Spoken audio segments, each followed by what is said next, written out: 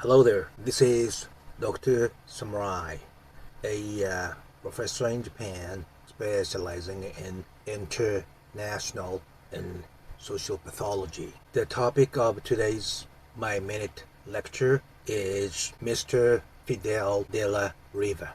Okay, so as usual, from the general information into information from our personal transaction. I think people in California all know there are a bunch of gangs everywhere you go, right? There are white gangs and Mexican gangs, black gangs, and on. Asian gangs, Indian gangs. But in California, Mexican gangs have power, and it is Bakersfield. You know the city Bakersfield, right? By name. Up north of the Bakersfield is controlled by Nuestra Familia, and south of Bakersfield is controlled by Mexican mafia, right? And Mexican prison gang has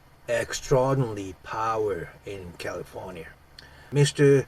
Fidel was one of the captains. I think he said at the time there were about 10 captains and 3 generals. These 3 generals are the top of the hierarchy. And I think among those 10 captains, Mr. De La Riva was very close to becoming a general. And he entered those correctional facilities starting at age 15.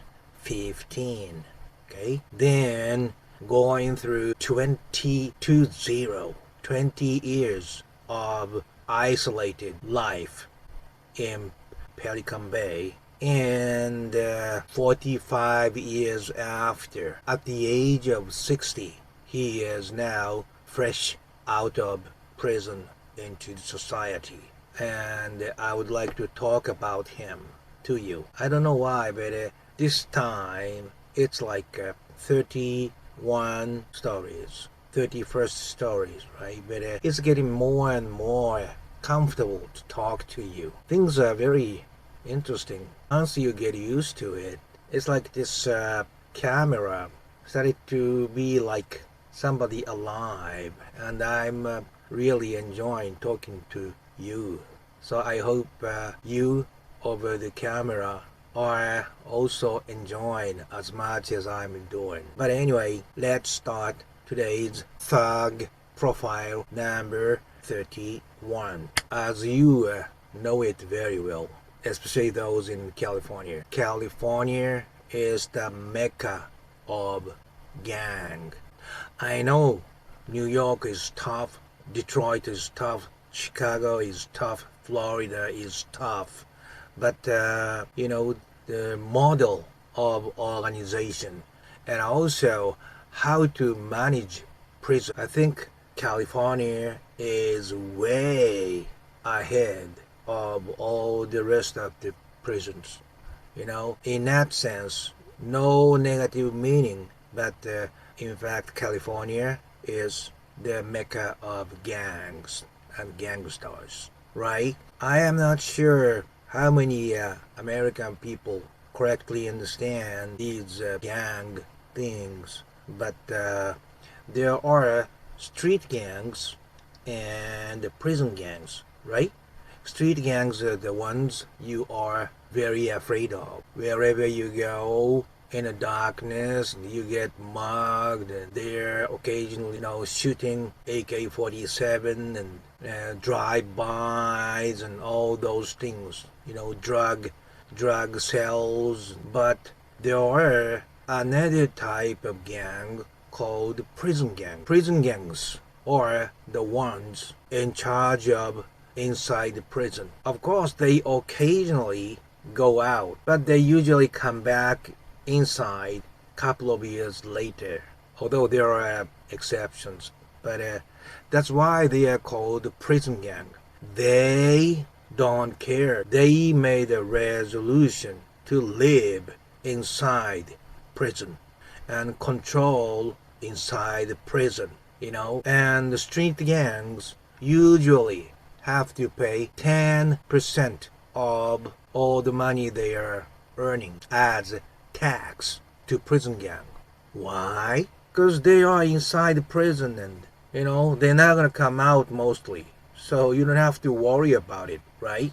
But if you are doing if you are gang bangers, either you or your close friends or members of your gangs and your families, anyway, somebody who is very close to you or yourself are going to drop in some prison or jails, right?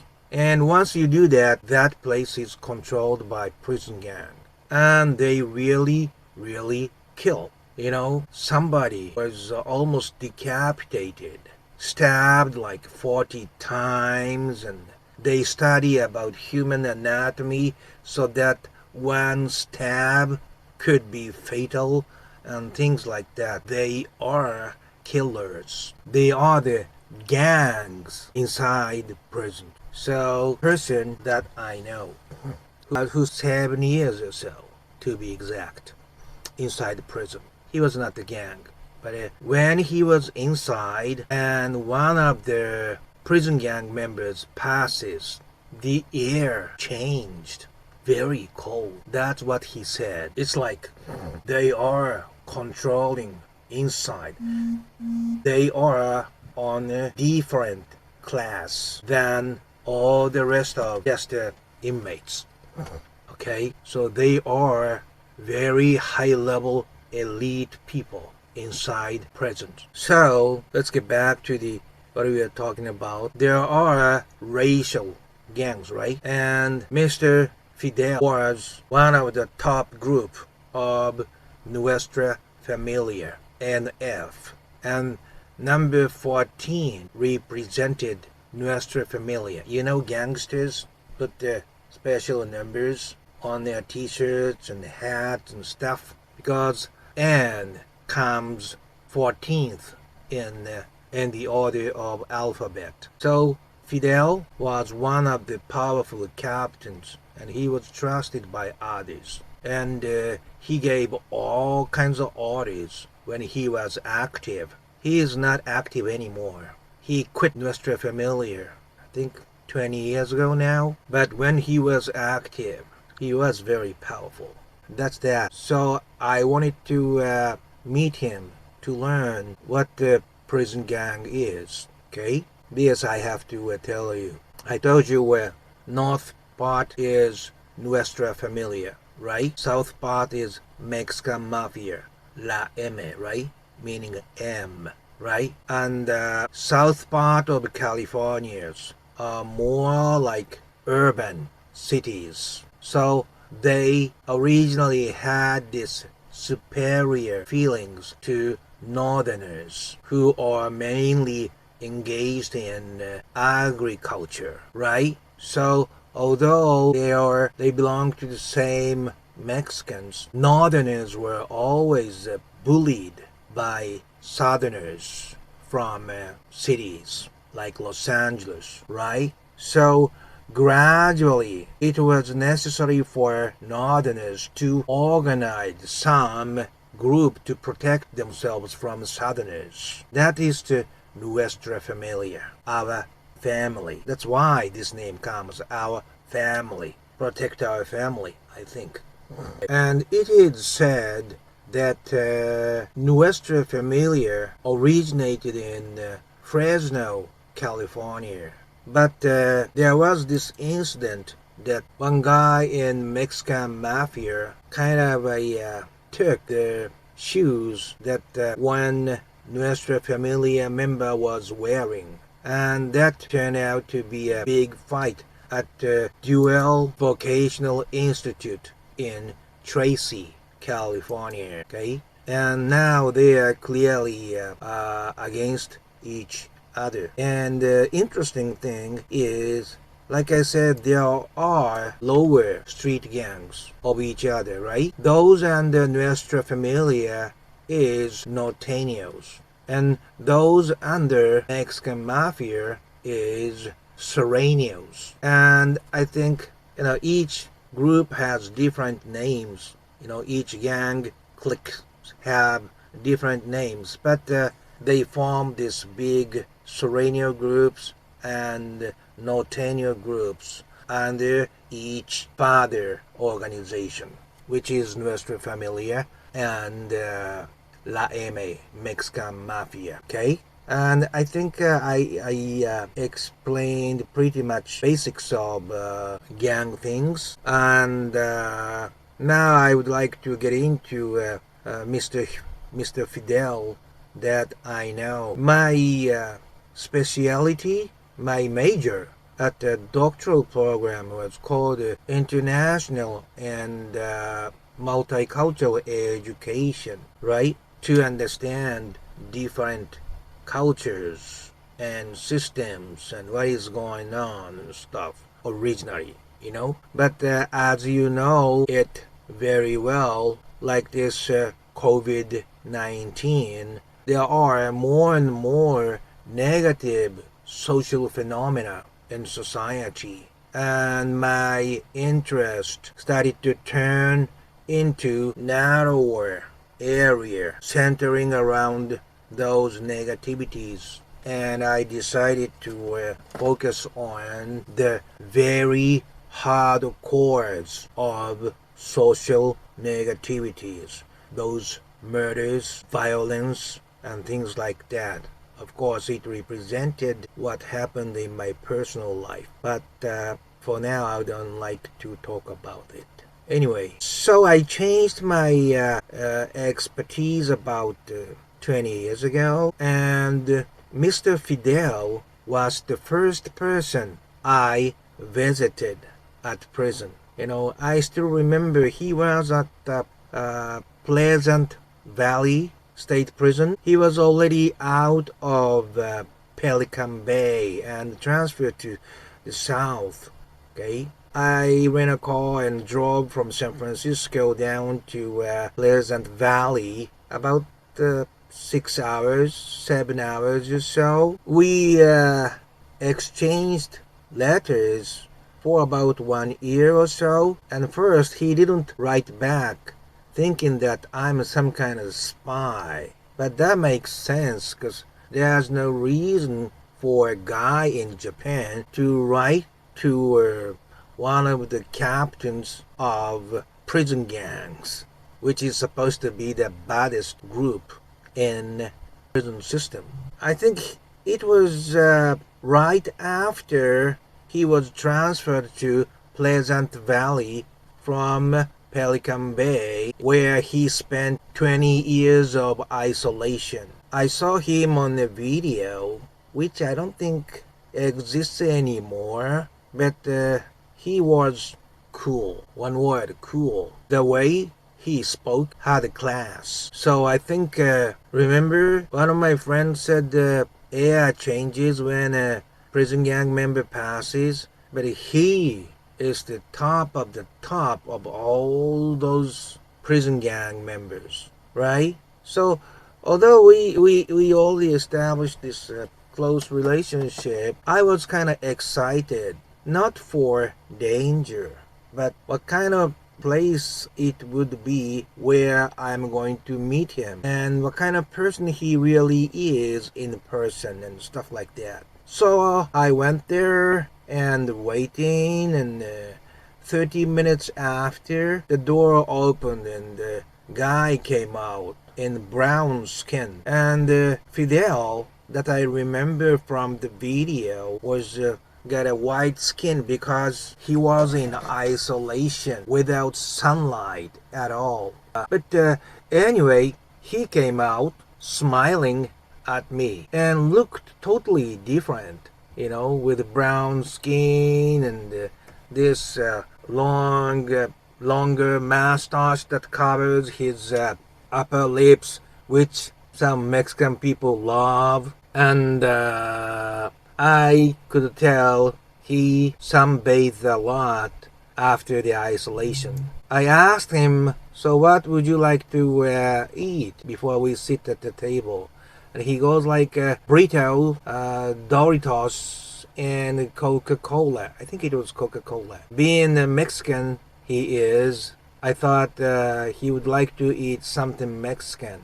But still, the food is from machine. Those machines, you hit the button and the table turns and open it when you see what you want to buy and things. So, inside the burritos, I could imagine would not be that great, but still, he loved it, because it was better than what he was usually eating. So, and I still remember he needed hearing aids, which I think come from his families.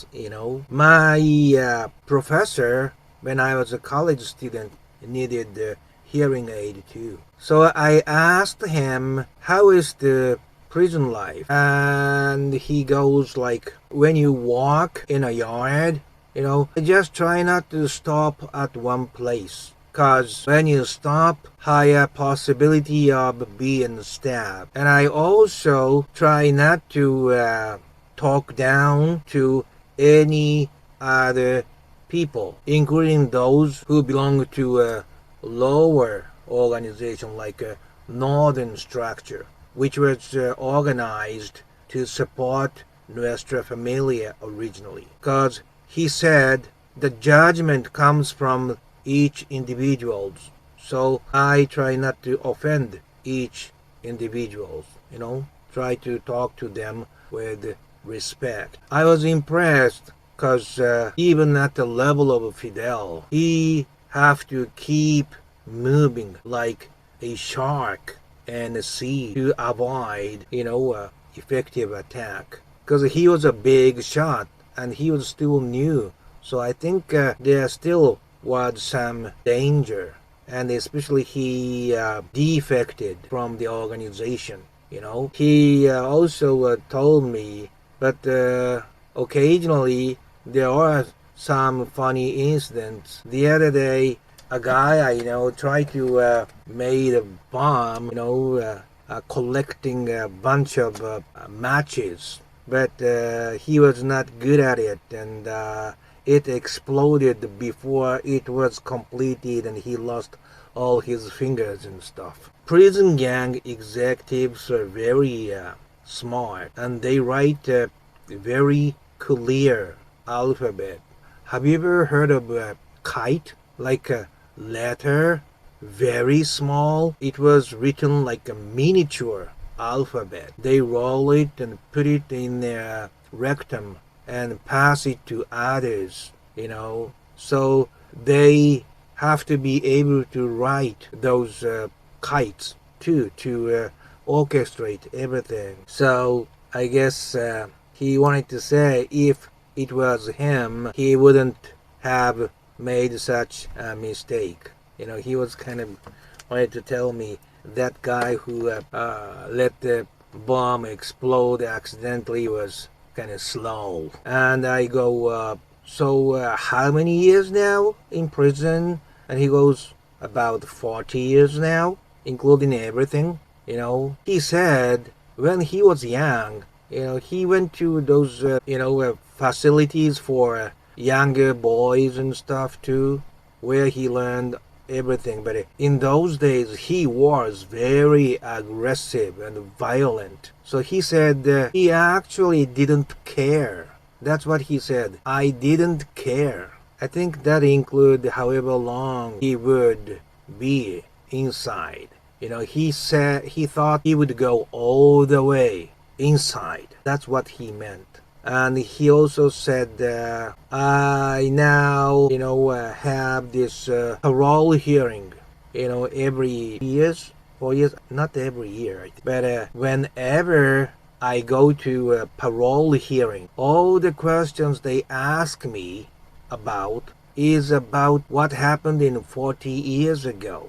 And I honestly don't remember the details of what happened 40 years ago. And I thought it made sense. But that's the reason why he is in. He was in.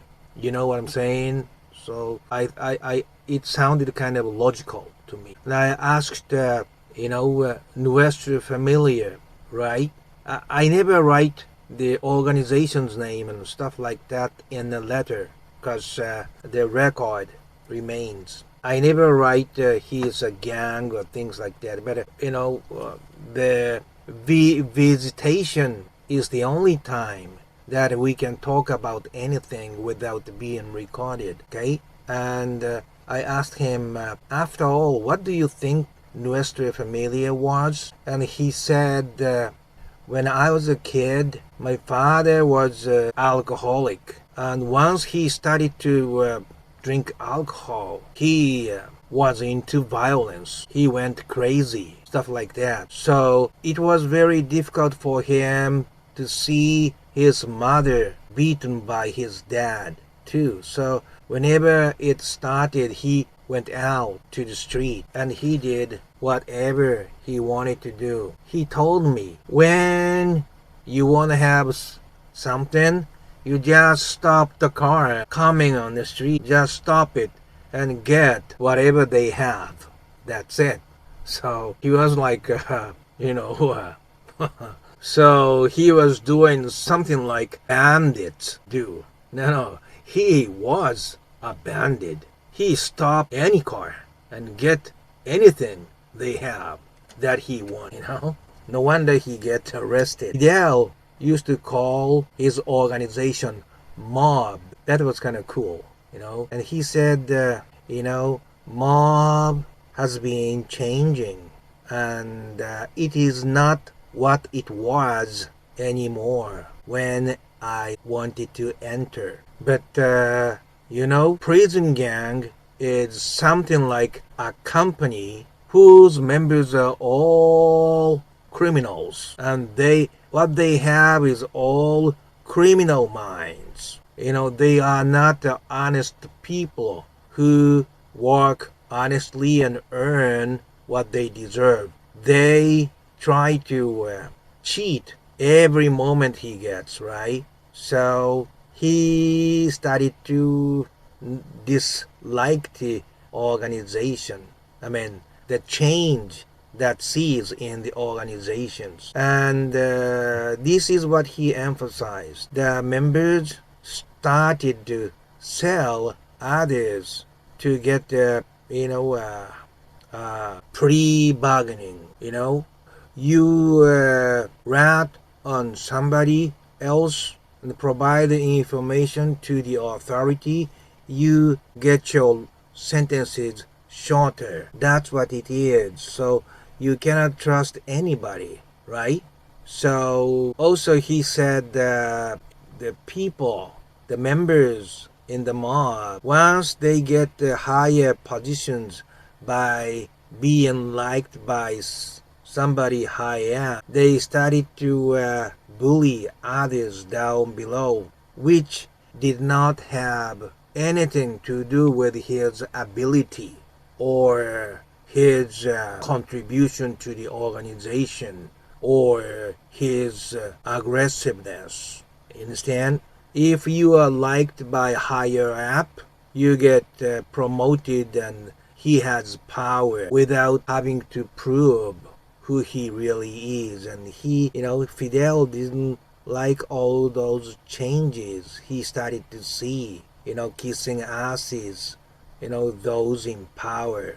And what really changed Fidel was that 20 years in isolation at the Pelican Bay. Now, 5 years isolation is maximum. There was this huge sabotage, across the institutions, across the prisons. They, I think, communicated by kite and all those visitors and things like that. And they did this hunger strike. 10,000 inmates did it all at once. And it went successful, and maximum of the years that they can put in isolation is 5 years.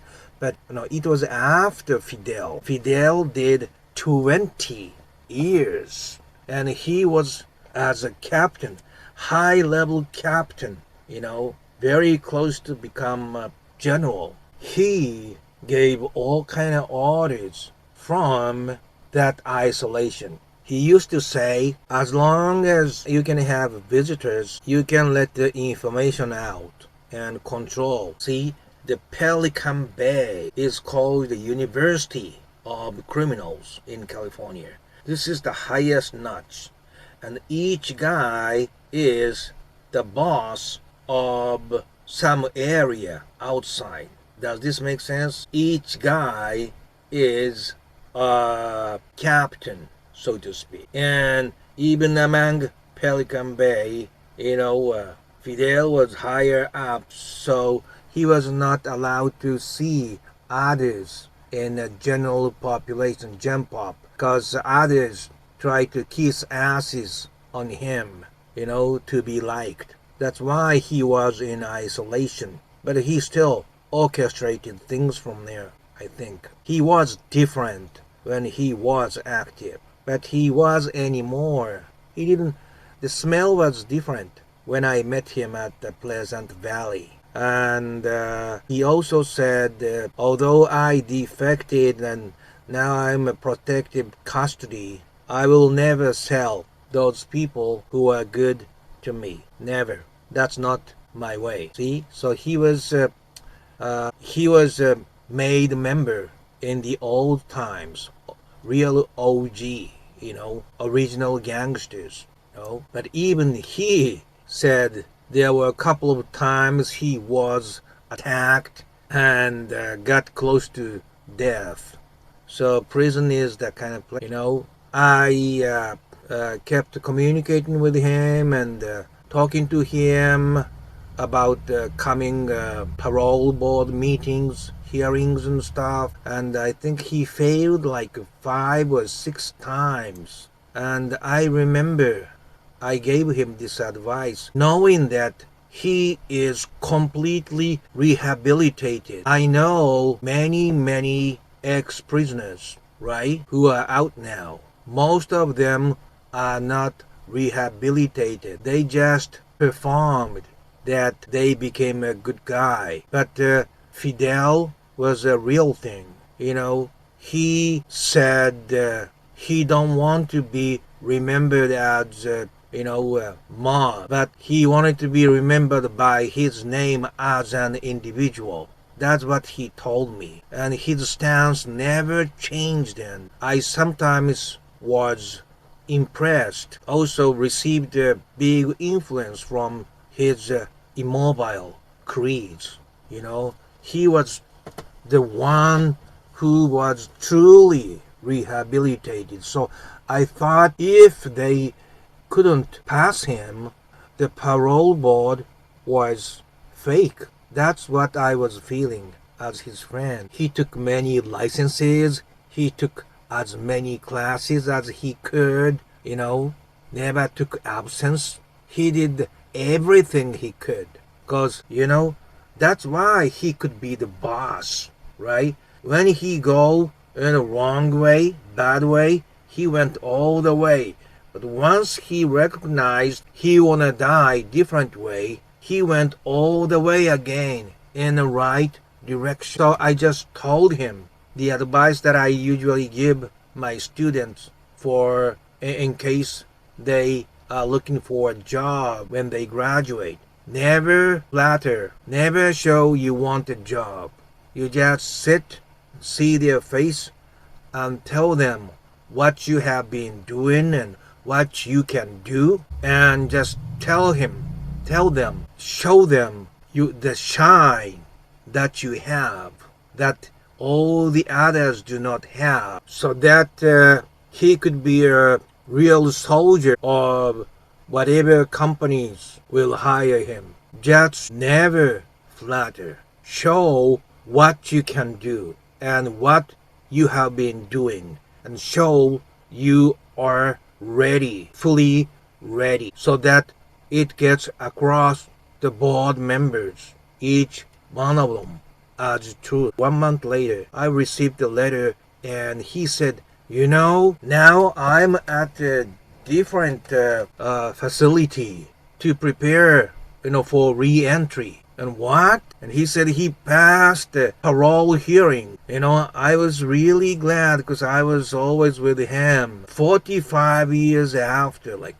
his institutional life started when he was 15 years old. And at the age of 60, he can be out of prison freshly. But I thought he deserved this opportunity of getting out. It was not just a performance or make believe. He really changed because he wanted to see his mother, who was 100 years old and still alive, and who was the only one who gave him genuine love when he was a kid, which was the source of his rehabilitation. That was the only thing he could hang in there. So I am truly happy that he is out working now. I try not to contact him because I know he doesn't want to remember this prison past. He wants to live his new life better. I am, from the bottom of my heart, congratulating and sharing this happiness with him. That's that. I am blessed to have this opportunity to see a person like Fidel, who is a real thing when he was good or bad. I think I talked enough this time, and hope I've given you something that could inspire you in your life. So up until next time, have a wonderful time. Okay, bye bye.